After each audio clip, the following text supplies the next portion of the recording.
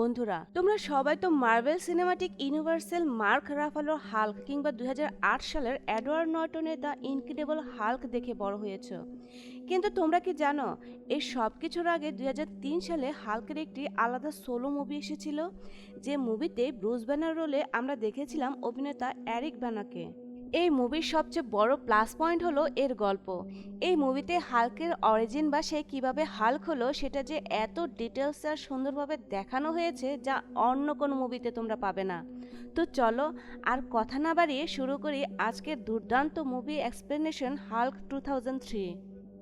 গল্পের শুরু হয় ডেভিড ব্যানার নামের একজন বিজ্ঞানীকে দিয়ে। ডেভিড ছিলেন একজন জেনেটিক স্পেশালিস্ট। তিনি এমন এক অদ্ভুত ফর্মুলার তৈরির নেশায় মত্ত ছিলেন যা মানুষকে সুপারম্যানের মতো শক্তিশালী করে তুলবে। মানে এমন এক শরীর যেখানে কোনো রোগ বেলায় থাকবে না, বিষেও কিছু হবে না, আর কোনো আঘাত পেলে শরীর নিজে নিজেই ম্যাজিকের মতো সেরে যাবে। সহজ কথায় তিনি আর্মিদের জন্য একদল সুপার সোলজার বানাতে চেয়েছিলেন। ডেভিড বিভিন্ন প্রাণীর উপর এই এক্সপেরিমেন্ট চালালেন। যেহেতু এটা সরকারি প্রজেক্ট ছিল, তাই যে কোনো মানুষের উপর এই ফর্মুলা প্রয়োগ করা একদম নিষেধ ছিল। কিন্তু ডেভিড তো জেদি মানুষ। এক্সপেরিমেন্ট রেজাল্ট দেখার জন্য তিনি শেষ পর্যন্ত নিজের শরীরকে বেছে নিলেন এবং নিজের উপরই সেই ভয়ঙ্কর ফর্মুলা প্রয়োগ করলেন। এরই মধ্যে ডেভিডের ঘরে জন্ম নেয় এক ছোট্ট ফুটফুটে ছেলে, আমাদের হিরো ব্রুস ব্যানার। কিন্তু সমস্যা হলো, ডেভিড যেহেতু নিজের ডিএনএ বদলে ফেলেছিলেন, তাই সেই জেনেটিক পরিবর্তনগুলো উত্তরাধিকার সূত্রে ছোট্ট ব্রুসের শরীরেও চলে আসে। ডেভিড থেমে থাকেননি, তিনি নিজের ছেলের উপর লুকিয়ে লুকিয়ে এক্সপেরিমেন্ট চালাতে থাকেন। একদিন তিনি লক্ষ্য করলেন ব্রুস খেলতে গিয়ে বড় কোনো চোট পেলেও একটুও কান্নাকাটি করছে না, এমনকি তার কোনো ব্যথাও লাগছে না। তখনই ডেভিডের মনে খটকা লাগে। তিনি বুঝতে পারেন তার এই পাগলাটে এক্সপেরিমেন্টের কারণে ব্রুসের শরীরের ভেতরে ভেতরে ভয়ঙ্কর কিছু একটা ঘটে গেছে। একদিন ল্যাবে কাজ করার সময় হঠাৎ সেখানে হাজির হন জেনারেল রস। তিনি সেখানে মানুষের রক্তের স্যাম্পল দেখে চমকে যান। যেহেতু মানুষের উপর পরীক্ষা করা কঠোরভাবে নিষেধ ছিল, তিনি ডেভিডকে চেপে ধরলেন। নিরুপায় হয়ে ডেভিড স্বীকার করলেন যে তিনি নিজের ছেলের উপরই এক্সপেরিমেন্ট চালিয়েছেন, কিন্তু সেই পরীক্ষার ফলাফল মোটেও ভালো হয়নি। তাই তিনি ব্রুসকে বাঁচানোর জন্য উল্টো একটা কিউর বা ওষুধ তৈরির চেষ্টা করছেন। জেনারেল রস রেগে গিয়ে ডেভিডের সব রিচার্জ বন্ধ করে দেন এবং তাকে ল্যাব থেকে বের করে দেওয়ার নির্দেশ দেন। অপমানার আগে অন্ধ হয়ে ডেভিড ল্যাবের সব মেশিন বন্ধ করে দেন। গামা রশ্মির সেই পাওয়ারফুল মেশিনগুলো কিছুক্ষণের মধ্যে বিস্ফোরিত হতে শুরু করে। পাগলের মতো হয়ে ডেভিড দ্রুত বাড়িতে ছুটে যান। তিনি জানতেন ব্রুস বড় হয়ে এক ভয়ঙ্কর দানবে পরিণত হবে, যাকে থামানো অসম্ভব। তাই তিনি নিজের ছেলেকে মেরে ফেলার সিদ্ধান্ত নেন। তিনি যখন ছুরি নিয়ে ছোট্ট ব্রুসকে মারতে যান, তখন ব্রুসের মা এডিথ বাধা দেন। হাতাহাতির মধ্যে ভুলবশত ডেভিডের হাতেই তার স্ত্রী মারা যান। হঠাৎ এমন ঘটনায় ডেভিড শান্ত হয়ে যায়। মিলিটারিরা এসে ডেভিডকে গ্রেফতার করে নিয়ে যায় এবং ব্রুসকে তার আন্টির কাছে পাঠিয়ে দেয়। এরপর আমরা দেখতে পাই অনেকটা সময় পার হয়ে গেছে। ছোট্ট সেই ব্রুস এখন 25 বছরের একজন সিনিয়র ফিজিস্ট। সে এখন নিউক্লিয়ার বায়োটেকনোলজি ইনস্টিটিউটে কাজ করছে। ব্রুস ছোটবেলা থেকেই তার আন্টির কাছে বড় হয়েছে, আর তাকে জানানো হয়েছে যে তার বাবা মা অনেক আগেই মারা গেছেন। তবে অবচেতন মনে ব্রুস প্রায় কিছু অদ্ভুত দুঃস্বপ্ন দেখে আটকে ওঠে। একদিন ব্রুস যখন তার ল্যাবে ঢুকছিল, তখন তার সাথে দেখা হয় দুজন মানুষের সাথে। মার্বেল ফ্যানরা তো নিশ্চয়ই তাকে চিনতে পেরেছ। একজন হলেন খোদ মার্বেল বস স্ট্যান লি, আর তার সাথে সিকিউরিটি গার্ড হিসেবে ছিলেন সেই অভিনেতা যিনি সিজিআই ছাড়াই আগেরকার মুভিতে হাল্কের রোল করেছিলেন। কি দারুণ একটা ক্যামিও, তাই না? যাই হোক, গল্পে ফেরা যাক। ব্রুস যেখানে কাজ করে সেখানে তার সাথে কাজ করে বেটি রস। মজার ব্যাপার হলো, বেটি হলো সেই জেনারেল রসের মেয়ে যার সাথে ব্রুসের বাবা ঝামেলা হয়েছিল। ব্রুস আর বেটি একে অপরকে বেশ পছন্দ করে। তারা ল্যাবে গামা রশ্মি ব্যবহার করে জটিল সব রোগের ওষুধ বানানোর চেষ্টা করছিল। পরীক্ষা করার জন্য তারা একটা ব্যাংকের উপর গামা রশ্মি প্রয়োগ করে, কিন্তু রেজাল্ট হলো ভয়াবহ। রশ্মির প্রভাবে ব্যাংকটা হঠাৎ করে ফেটে যায়। ঠিক সেই মুহূর্তে সেখানে হাজির হয় শিল্টের এজেন্ট গ্লেন। সে ব্রুস আর বেটিকে অনেক টাকার লোভ দেখিয়ে নিজের দলে টানতে চায়। ব্রুস সাফ জানিয়ে দেয় সে তার কাজ দিয়ে সাধারণ মানুষকে সাহায্য করতে চায়, কারো ব্যক্তিগত স্বার্থ হাসিল করতে নয়। কিন্তু শান্ত সেই ল্যাবে হঠাৎ করে দুর্ঘটনা ঘটে। এক্সপেরিমেন্ট চলাকালীন মেশিনগুলো নিয়ন্ত্রণের বাইরে চলে যায় এবং ল্যাব জুড়ে এক ভয়াবহ বিস্ফোরণের আশঙ্কা দেখা দেয়। অন্যদের প্রাণ বাঁচাতে ব্রুস একাই ঝাঁপিয়ে পড়ে সেই মরণঘাতী ঘামা রশ্মির সামনে। যেখানে এক নিমেষে ছাই হয়ে যাওয়ার কথা, সেখানে ব্রুস এক অদ্ভুত গামা বিস্ফোরণের শিকার হয়। সবাইকে অবাক করে দিয়ে ব্রুস অলৌকিকভাবে বেঁচে ফেরে। হাসপাতালে শুয়ে ব্রুস যখন নিজেকে আগের চেয়েও বেশি শক্তিশালী আর সুস্থ অনুভব করছিল, ঠিক তখনই শুরু হয় আসল রহস্য। সেই নিঝুম রাতে হাসপাতাল ঘরে 3টি শিকারী কুকুর নিয়ে হাজির হয় এক অদ্ভুত বৃদ্ধ। এই বৃদ্ধ আর কেউ নয়, ব্রুসের নিজের বাবা ডেভিড ব্যানার, যাকে দীর্ঘ 30 বছর এক অন্ধকার সেলে বন্দি রাখা হয়েছিল। সে হাসপাতালে ক্লিনারের ছদ্মবেশে ফিরে এসেছে নিজের ছেলেকে এক ভয়াবহ সত্য জানাতে। ডেভিড দাবি করেন তার করা সেই নিষিদ্ধ এক্সপেরিমেন্টের কারণে ব্রুস আজ মরেনি, বরং গামা রশ্মি তাকে এক অনন্য শক্তি দিয়েছে। সে আরও জানায় ব্রুসের জীবনের সব ধ্বংসের মূল কারণ হলো বেটির বাবা জেনারেল রস। ডেভিড ব্রুসকে সাবধান করে দেয় বেটির থেকে দূরে থাকতে, কিন্তু নিজের বাবার এই রহস্যময় কথাগুলো সহ্য করতে পারেন না ব্রুস। সে রেগে ফেটে পড়ে তার বাবাকে সেখান থেকে চলে যেতে বলে। পরের দিন বেটি তার বাবা জেনারেল রসের সাথে দেখা করতে গেলে এক গোপন সত্য জানতে পারে। রস জানায় যে ব্রুসকে সে ক্রিঞ্জার নামে চিনে সে আসলে ব্রুস ব্যানার। রস ব্রুসের বাবার সাথে তার পুরনো শত্রুতার কথা গোপন রাখলেও বেটি ব্রুসের অতীত নিয়ে গভীরভাবে চিন্তিত হয়ে পড়ে। এদিকে ব্রুস নিজের উপরে এক অদ্ভুত পরীক্ষা শুরু করে। তার বাবার কথাগুলো মাথায় ঘুরপাক খাচ্ছিল। তার রক্তে নাকি বিশেষ কিছু আছে। নিজের রক্তের স্যাম্পল পরীক্ষা করতে ব্রুস অদ্ভুত এক পরিবর্তন দেখতে পায়। ঠিক সেই মুহূর্তে তার অবচেতন মনে ছোটবেলার সেই ভয়ঙ্কর স্মৃতিগুলো ভেসে ওঠে। স্মৃতি সেই যন্ত্রণা আর রক্তে বয়ে চলা সেই অভিশপ্ত জিনের প্রভাবে ব্রুসের শরীরের নিয়ন্ত্রণ হারিয়ে যেতে থাকে। তার হাড় আর পেশিগুলো অস্বাভাবিকভাবে বড় হতে শুরু করে। গায়ের রং বদলে হয়ে যায় ঘন সবুজ, আর জন্ম নেয় এক বিশালাকার দানবে, যাকে আমরা চিনি হাল্ক নামে। প্রচণ্ড রাগে হাল্ক ল্যাবে সে গামা মেশিনটাকে দুমড়ে মুচড়ে ফেলে, যেন এই যন্ত্রটার উপরে তার সব রাগ। পুরো ল্যাব ধ্বংস করে যখন সে তাণ্ডব চালাচ্ছিল, ঠিক তখনই অন্ধকারে থাকা তার বাবা ডেভিড সামনে এগিয়ে আসেন। ছেলে সে দানবের রূপ দেখে ডেভিড অদ্ভুত এক আনন্দ নিয়ে তার গালে হাত দিয়ে বলেন, আমার ছেলে। কিন্তু হাল্ক শান্ত হওয়ার বদলে যেন আরও ক্ষেপে যায়। এক বিশাল লাফে ল্যাবের ছাদ ভেঙে সে অন্ধকার রাতে মিলিয়ে যায়। পরদিন সকালে বেটি ব্রুসের বাসায় ছুটে আসে। সেখানে গিয়ে সে এক অদ্ভুত দৃশ্য দেখে। ব্রুস প্রায় বিভস্ত্র অবস্থায় মেঝেতে শুয়ে আছে। তার পরনের প্যান্টটাও ছিল ছিন্ন ভিন্ন। বেটি কিছুটা অবাক হলেও ব্রুসের জন্য নাস্তা তৈরি করে এবং জানতে চায় গত রাতে ল্যাবে ঠিক কী ঘটেছিল। ব্রুস ঝাপসা চোখে স্ত্রীতে হাতড়ে বলে সে নতুন ক্লিনার লোকটা নিজেকে তার বাবা বলে দাবি করছে। এরপর ব্রুসের মনে হয়েছিল সে যেন নতুন করে জন্ম নিচ্ছে।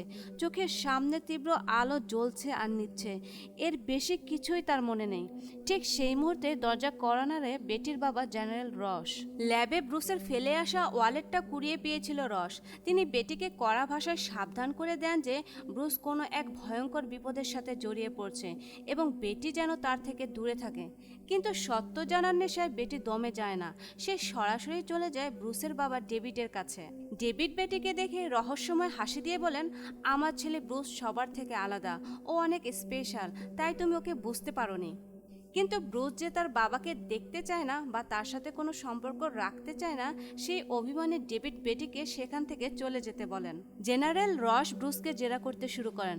রসের ধারণা ব্রুসও তার বাবার মতো একজন পাগলাটে বিজ্ঞানী হয়ে উঠেছে। কিন্তু ব্রুস সাফ জানিয়ে দেন তার বাবা সম্পর্কে বা অতীতের কোনো ঘটনাই তার মনে নেই।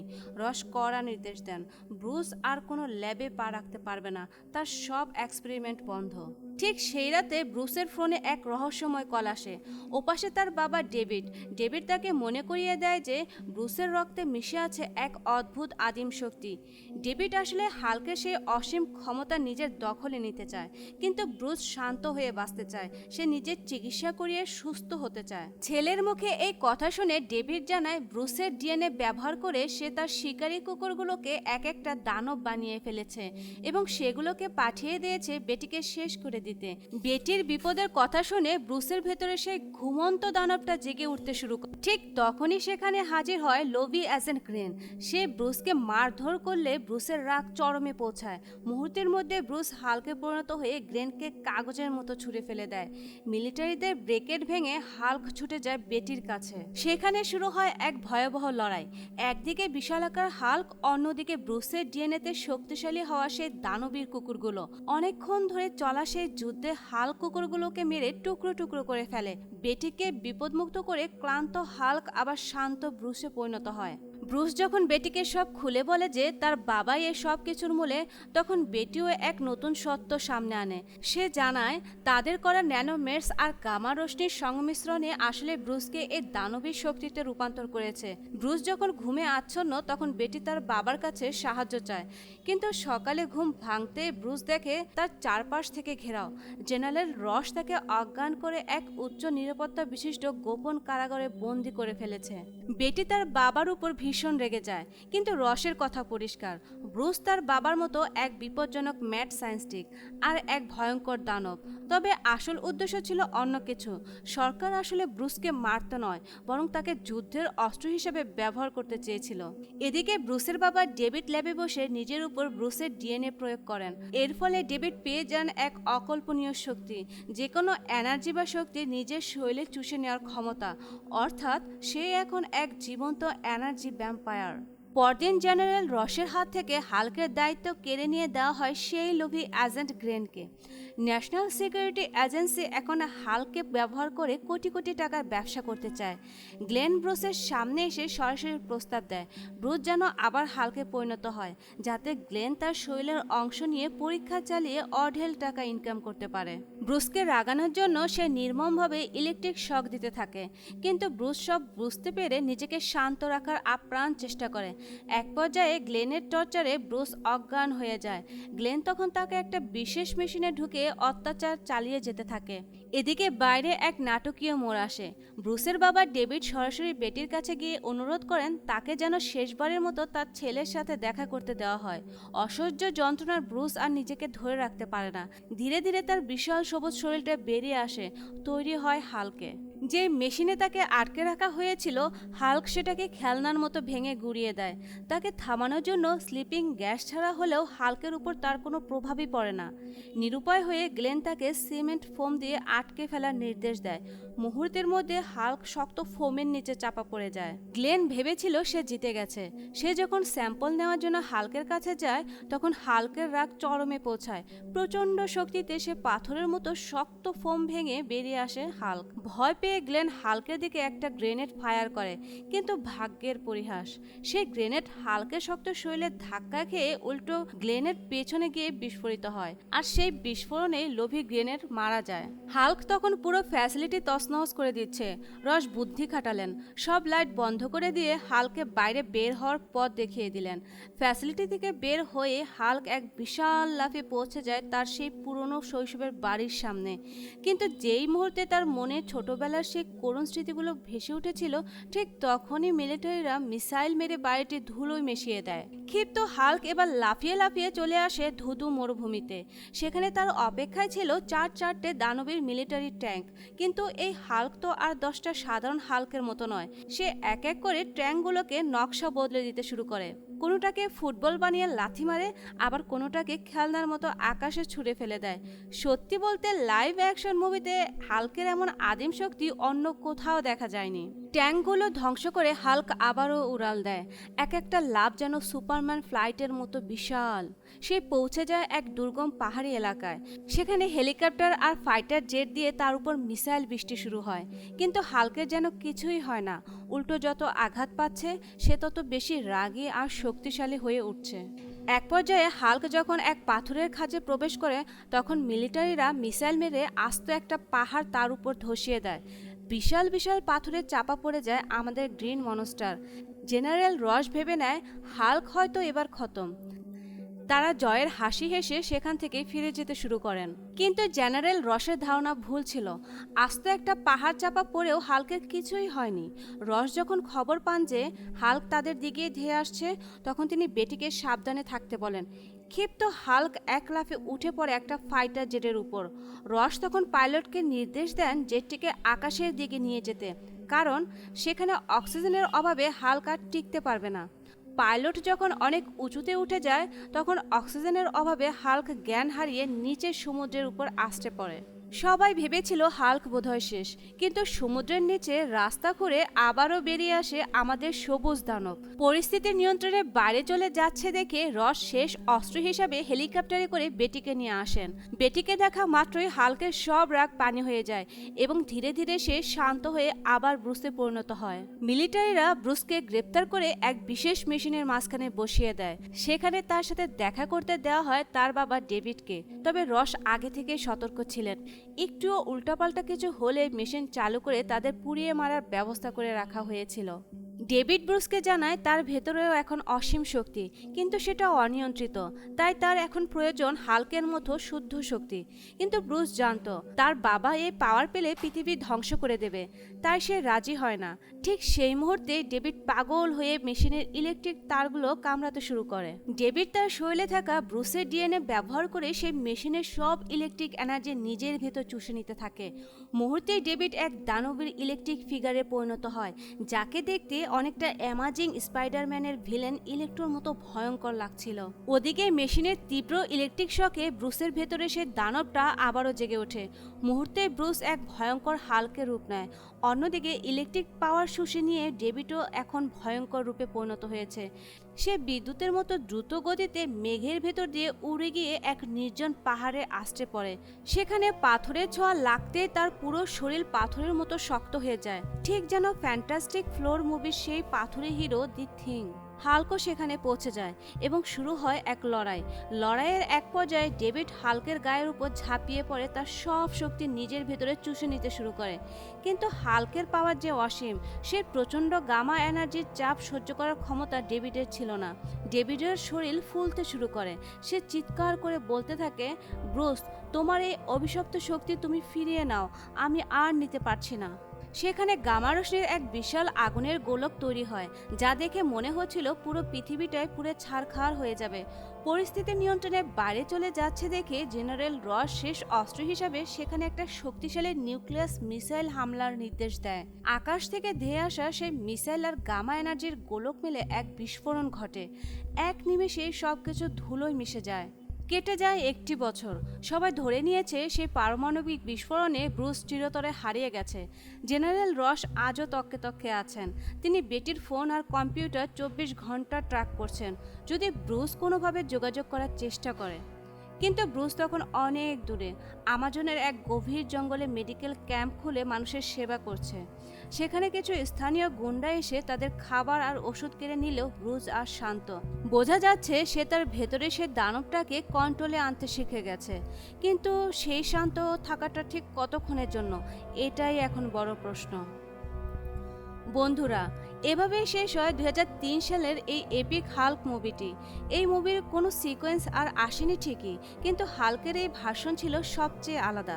তোমাদের কাছে আমার একটাই প্রশ্ন, মার্বেলের 2008 সালের ইনক্রেডিবল হাল্ক, এমসিইউ এর মার্ক রাফালো আর এই 2003 সালের এপিক বানা এই তিনজনের মধ্যে কাকে তোমার সবচেয়ে বেশি পাওয়ারফুল আর ভয়ঙ্কর মনে হয়েছে? চটপট কমেন্টে জানিয়ে দিও। ভিডিওটি ভালো লাগলে লাইক এবং সাবস্ক্রাইব করে আমাদের পাশেই থাকো। পরবর্তী ভিডিওতে কোন মুভির রিক্যাপ দেখতে চাও কমেন্টে লিখতে ভুলো না। দেখা হচ্ছে পরের ভিডিওতে। আল্লাহ হাফেজ।